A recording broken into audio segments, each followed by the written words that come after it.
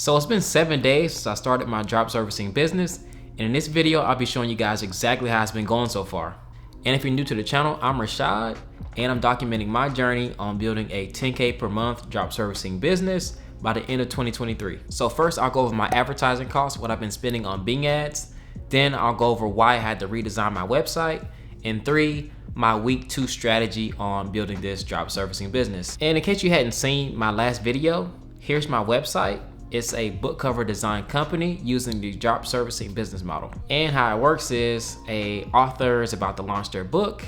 And when they launch their book, they're gonna need a book cover. Then they'll go search book cover designer or hire a book cover designer on Google or Bing. Then I pay to have my website show up first. They come to my website, purchase a book cover for 200 bucks. I then take that and go to Fiverr, get a freelancer to produce the cover for 60 bucks, and then I pocket the difference as profit minus my advertising spend. Okay, so number 1, my advertising spend on Bing ads. So as of today, I've spent $133.08 for a total of 90 clicks to my website. So even though I'm targeting relevant search terms on Bing, like book cover design company, my website is showing up for things like YouTube cover art, which is unrelated, and also leather book covers, which is for people that's actually like reading books and wanting to be private about what they're reading, not actually launching a book on their own. And this is basically due to the search engines changing the way that they match keywords with search terms. They're basically using AI to determine close variants, which is supposed to match the intent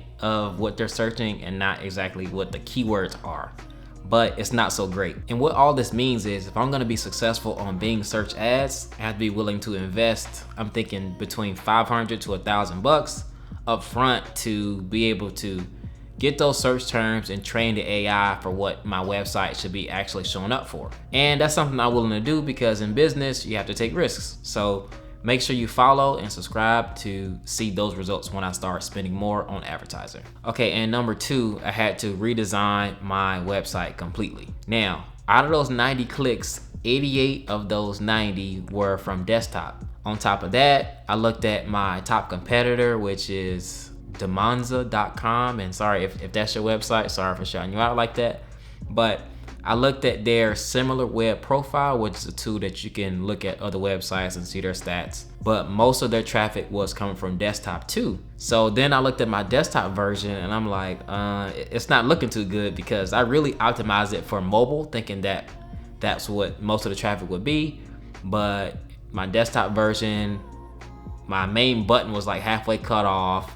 The images looked kind of small. The text was kind of small. So I had to redesign the site to cater to that desktop audience. Now it still does look good on mobile, but I'm taking into account that the top guy in the space, his desktop website looks really good.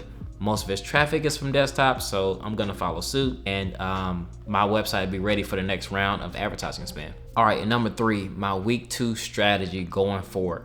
So now that I have an understanding of how Bing search ads work with this new AI close variance thing, and also updating my website to be optimized for desktop users, it's time to double down on advertising spend. So I have my advertising set at $50 per day.